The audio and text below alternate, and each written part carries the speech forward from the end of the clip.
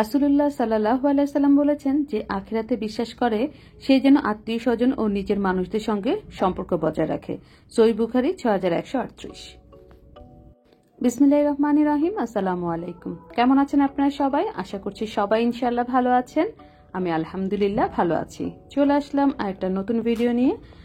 আর আমার আজকের এই ভিডিওটা কাছে দূরে দেশ বিদেশ যে অবস্থান থেকেই দেখছেন সবার প্রতি অনেক দোয়া আর ভালোবাসা রইল। আমার ভিডিওটা যদি ভালো লেগে থাকে তবে লাইক, কমেন্টস আর সাবস্ক্রাইব করে বন্ধু হয়ে আমার পাশে থেকে যেতে পারেন।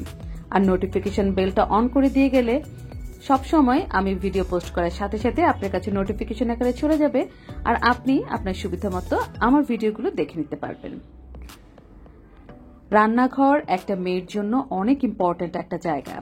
বিয়ের আগে আম্মুর ঘাড়ে বসে খেয়েছি, বিয়ের পরে মার ঘাড়ে বসে খেয়েছি, তাই রান্নাঘরের ব্যাপারে এত কিছু জানা বোঝার কোনো প্রয়োজন কখনোই ফিল করিনি। আমি যখন এই বাসায় প্রথম আসলাম তখনও বুঝিনি যে আসলে রান্না করার পরে হাঁড়ি পাতিলগুলো রাখার জন্য বা কুটা বাছা ধোয়া পালার পরে সেই জিনিসগুলো রাখার জন্য একটা প্লেসের দরকার, যেটা কিনা এই রান্নাঘরে নাই। তো প্রথম দিকে যখন এই বাসায় এসেছি তখন তো আমি অসুস্থ ছিলাম, যার কারণে কিনা আমি রান্নাঘরে এতটা ইনভলভ হতে পারিনি। এখন যখন আল্লাহর রহমতে অনেকটা সুস্থ হয়ে গিয়েছি তো আগের মতো কিন্তু সংসার শুরু করে দিয়েছি, রান্নাবান্না সবকিছু। এখন তো আমি বুঝতে পারছি যে আমার সিদ্ধান্ত নেওয়াটা আসলে ভুল হয়েছিল। যেমন দেখাচ্ছি, আমার রান্নাঘরে চুলার ঠিক এক পাশে হচ্ছে আমার সিঙ্কের পাশে খুব অল্প একটু জায়গা, চুলার আরেক পাশে হচ্ছে এরকম অল্প একটু স্ল্যাবের মতো আছে জিনিসপত্র রাখার জন্য, শুধু এতটুকুই জায়গা। তো প্রথমে ভেবেছিলাম বাসাটাই চেঞ্জ করে ফেলবো, পরে বুদ্ধি করে ভাবলাম বাসা চেঞ্জ করাটা আসলে সমাধান না, কারণ বাসাটা খুব সুন্দর একটা প্লেসে। তো আমি যদি একটু বুদ্ধি খাটিয়ে আমার রান্নাঘরটাকে একটু অর্গানাইজ করি তাহলে হয়তো আমার এই যে কষ্টটা এখন আমি পাচ্ছি সেটা সমাধান হয়ে যাবে। তো সেই অনুযায়ী এই যে সিঙ্কের পাশে আমি এখন থেকে যখন নাকি আপনাদের জন্য ভিডিও করি বা ভিডিও করা ছাড়াও এরকম টেবিল ম্যাট যে দুইটা আমি বিছালাম, একটু শুকনা করে হাঁড়ি পাতিল সব ধোয়া শেষ হয়ে গেলে এই জায়গাটা আমি মুছে ফেলে এখানে এরকম টেবিল ম্যাট বিছিয়ে তারপর এইটার উপরে আমি বাকি যে পাতিল রাখার হয় বা অন্য কিছু রাখার হয় বা কোনো কাজ করার হয় তখন কিন্তু আমি এই জায়গাটায় করতে পারি। তো দেখা গেল যে এখন আপাতত সিঙ্কের যে এরিয়াটা সেটা আমি মোটামুটি এখন অনেকটাই কাজে লাগাতে পারি, কারণ আমি যখন ভিডিও করি বারবার ডাইনিং টেবিলে যে ভিডিও করাটা তো আসলে আমার জন্য একটু কষ্টকর হয়ে যায়। যদি আমি রান্নাঘরের ভিডিওগুলো রান্নাঘরে দাঁড়িয়ে করতে পারি তাহলে আমার জন্য একটু বেটার হয়। তো এই যে এখানে টেবিল ম্যাটটা দেওয়ার কারণে কিন্তু এই জায়গাটা এখন অনেক সুন্দর হয়েছে এবং এই জায়গাটা আমি কাজেও লাগাতে পেরেছি। এইভাবেই কিন্তু আরো কয়েকটা স্টেপ আমি চেঞ্জ করে করে আমার রান্নাঘরটাকে একটু বড় করার চেষ্টা করেছি, সেটা আপনাদের সাথে শেয়ার করছি। তবে তার আগে বলছি, আমার গত ভিডিওতে আমি দেখিয়েছিলাম যে আমার 3 কন্যাই অসুস্থ। আমার ভিডিও দেখে আমার সব আপু ভাইয়ারা আমার মেয়েদের জন্য অনেক দোয়া করেছেন, আপনাদের সবার কাছে আমি কৃতজ্ঞ। এখন আলহামদুলিল্লাহ আমার বাচ্চারা আগে থেকে অনেক ভালো আছে। মুন্নি আপু, আপনি জানতে চেয়েছিলেন আমার বাচ্চারা কেমন আছে। আলহামদুলিল্লাহ আমার বাচ্চারা কিন্তু আগে থেকে অনেক ভালো আছে। যেহেতু হাঁড়ি পাতিল ধোয়ার পরে সিঙ্কের পাশে রাখার কোনো ব্যবস্থা নাই, তাই কিন্তু আমি এই হলুদ রঙের যে ঝুড়ি বা বাস্কেট যাই বলেন এইটাতেই আমি আমার ধোয়া যে ভেজা পাতিল, হাঁড়ি পাতিল বাটি যা আছে সব এখানে পানি ছড়াতে দেই। আর এই প্লাস্টিকের বোলের নিচে আরেকটা নীল রঙের প্লাস্টিকের বোল দিয়েছি যাতে পানিটা নিচে না পড়ে। তো ওখান থেকে শুকিয়ে গেলে আমি এনে এই যে আমার এই যে র্যাক, এই র্যাকে রেখে দেই।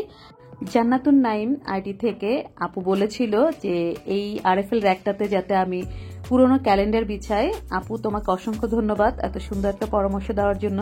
তবে ক্যালেন্ডার বিছালে হয় কি, পানি পড়লে ক্যালেন্ডারগুলো ছিঁড়ে যায়, কিন্তু এই ধরনের ব্যাগগুলো ছিঁড়ে যাওয়ার সম্ভাবনা খুব কম থাকে। এর জন্য আমি এই ব্যাগগুলো ইউজ করেছি। আর শুকনো যেমন আলমারিতে সুকেসে কিন্তু পুরানো যে ক্যালেন্ডার আছে সেগুলো ইউজ করা হয়। আর যেহেতু এখানে পানির একটা ঝামেলা থাকে এর জন্য কিন্তু আমি এখানে আর ক্যালেন্ডারটা ব্যবহার করিনি। তবে তোমার মূল্যবান মতামত প্রকাশ করার জন্য, আমার সাথে শেয়ার করার জন্য তোমাকে অসংখ্য ধন্যবাদ। আমার রান্নাঘরে কিন্তু ক্যাবিনেট করা আছে, কিন্তু ক্যাবিনেটগুলো খুব পুরানো, যার কারণে ওগুলো ব্যবহার করা যায় না, তাই আমার জিনিসগুলো একটু এভাবে সেট আপ করে নিতে হয়েছে। থালা বাসনের পানি ঝরানোর এই বোলটা কিন্তু আমার চালের ড্রামের উপরে, এই যে আমি চালের ড্রাম রেখেছি দুইটা, তার উপরে এটা রেখেছি। আর এইটা ঠিক উপরে কিন্তু আমার পানির ফিল্টারটা এই বোলটার উপরে সেট আপ হওয়ার কারণে কিন্তু আমার জন্য একটা সুবিধা হয়েছে। ফিল্টার থেকে পানি ভরতে আসলে এখন কিন্তু জগ হাতে নিয়ে আর দাঁড়িয়ে থাকতে হয় না। এই বোলটার উপরে রেখে দিলেই হয়ে যায়।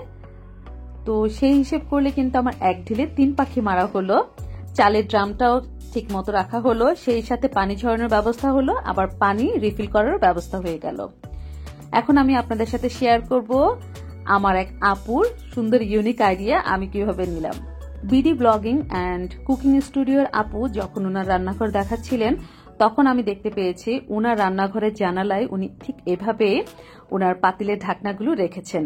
তো এই আইডিয়াটা যখন দেখেছি তখনই আমার মাথায় ক্লিক করেছে যে আমিও এই প্রক্রিয়াটা একবার অ্যাপ্লাই করে দেখতে চাই যে আসলে কেমন হয়।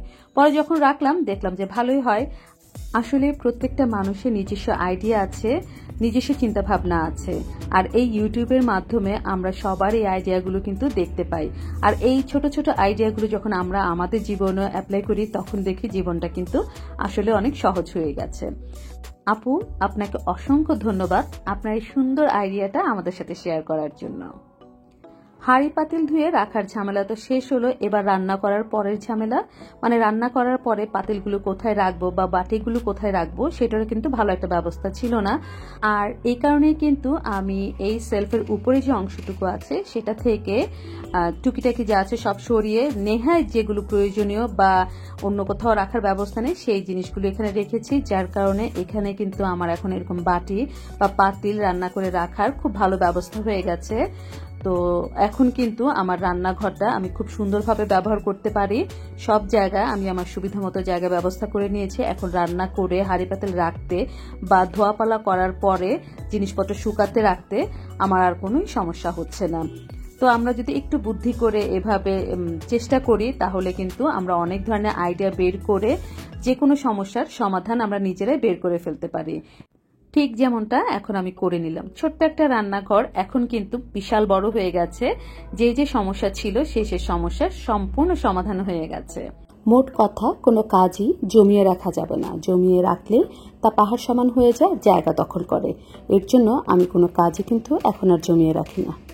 তাই এখন কিন্তু রান্নাঘরে কাজ করতে আমার আর কষ্ট হয় না। এবার চলুন শেয়ার করি আপনাদের সাথে মজার একটা জিনিস। প্রথমে কি এই প্যাকেটটা দেখে ভেবেছিলেন যে এটার ভেতরে চকলেট? আসলে এটার ভেতরে চকলেট না, এটার ভেতরে আমি আদা বা রসুন এভাবে কুচি করে রেখে দেই, প্রয়োজন অনুযায়ী সেগুলো ব্লেন্ড করে নিই। আসলে জিপলক ব্যাগ হিসেবে এগুলো কিন্তু অনেক ভালো উপকারে আসে, তাই কেনার কি দরকার? এই ধরনের চকলেটের প্যাকেট যখন আসে তখন আমি সেগুলোতেই আমার প্রয়োজনীয় জিনিসগুলো সুন্দর করে এভাবে রেখে দেই। এটা ছিঁড়ে গেল তখন আর কষ্ট হয় না, যেহেতু এটা ফেলে দেওয়ারই ছিল, আর ফেলে দেওয়ার জিনিসটা আমি এটা রিসাইকেল করে ইউজ করেছি, সুতরাং তখন ছিঁড়ে গেল কিন্তু আর খারাপ লাগে না। আদা রসুন পেস্ট করে নিলাম। এই যে ছোট বাটিটা দেখছেন, এই বাটিটা দিয়ে আমার ফ্রেন্ড, আমি যখন প্রথম প্রেগনেন্ট হই তখন সে আমাকে আমের আচার দিয়েছিল আজ থেকে 15 বছর আগে। সেই বাটিটা আমি এখনো রেখে দিয়েছি। আসলে বন্ধুত্ব অনেক বড় ইম্পর্টেন্ট একটা বিষয়।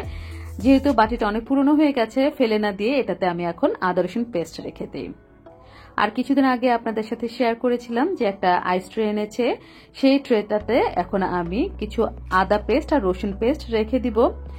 আমি এখানে চামচ হিসাব করে দিচ্ছি যাতে করে আমি যখন রান্না করতে যাই তখন আমি একটা আইডিয়া করতে পারি যে আমি কতটুকু আদা বা রসুন দিলাম।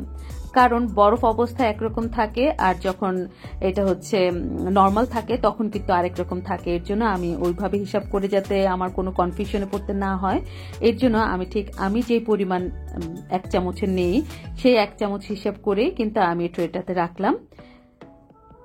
আর এইভাবে রাখলে কিন্তু সুবিধা আছে, পুরো বক্সটা একসাথে বের করে তারপরে নর্মাল করতে হয় না, যখন খুশি তখনই কিন্তু ব্যবহার করা যায়। ঠিক এভাবে আমি আদাটাও কিন্তু রেখে দিচ্ছি। কাজের সুবিধার জন্য বা কাজকে কিভাবে সহজ সরল করা যায় সেই উপায় কিন্তু আমরা কোনো না কোনোভাবে বের করেই ফেলি। আর যেহেতু সংসারটা আমার আর সব কাজও করতে হবে আমার, তাই কিভাবে কাজ করলে আমার নিজের সময় বাঁচবে, আমার একটু উপকার হবে এবং কষ্ট কম হবে, সেই ধরনের চিন্তা ভাবনা কিন্তু আমাদের প্রত্যেকটা গৃহিণীর মাথায় সবসময় মনে হয় চলতে থাকে। এখন দেখাচ্ছি যাদের কাছে এরকম আইস ট্রে নেই তারা কি করবেন। তারা এরকম যে কোনো একটা ট্রেতে একটু তেল মালিশ করে নিতে পারেন বা যে কোনো একটা পলি দিয়ে নিতে পারেন, নিয়ে এরকম আপনি আপনার প্রয়োজন অনুপাতে দিয়ে গোল গোল করে সুন্দর একটা পরিষ্কার পরিচ্ছন্ন পলির ভেতরে রেখে তারপর টিপে রেখে দিবেন। আমি আদা, রসুন, পেঁয়াজ কোনোটাই খোলা অবস্থায় ফ্রিজে রাখতে পারি না, তাহলে ফ্রিজে অনেক বাজে গন্ধ হয়, যেটা আমি একদম পছন্দ করি না। এর জন্য আমি ট্রেটা একটা পরিষ্কার পরিচ্ছন্ন পলি দিয়ে ভালো করে পেঁচিয়ে পরে রাখছি। এইভাবে গোল গোল না করতে চাইলে একবারে এরকম চ্যাপটা করেও কিন্তু রাখতে পারেন। পরে যখন একটু শক্ত হবে স্লাইস স্লাইস করে আপনি আপনার প্রয়োজন অনুযায়ী কেটে নেবেন। আমি তো আগেই বলেছি আমার বোঝার সুবিধার্থে আমি এরকম বল বলের মতো করে রাখছি। তো এই তো দুইটা আইডিয়া আপনাদের সাথে শেয়ার করে ফেললাম। তো আইডিয়াগুলো কেমন লাগলো জানাতে একদম ভুল করবেন না। আজকের ভিডিওটা এখানে শেষ করছি। সবাই ভালো থাকবেন, সুস্থ থাকবেন, নিরাপদে থাকবেন, আমাদের জন্য দোয়া করবেন, 5 ওয়াক্ত নামাজ পড়বেন, আল্লাহর উপর ভরসা রাখবেন। আল্লাহ হাফেজ, আসসালামু আলাইকুম।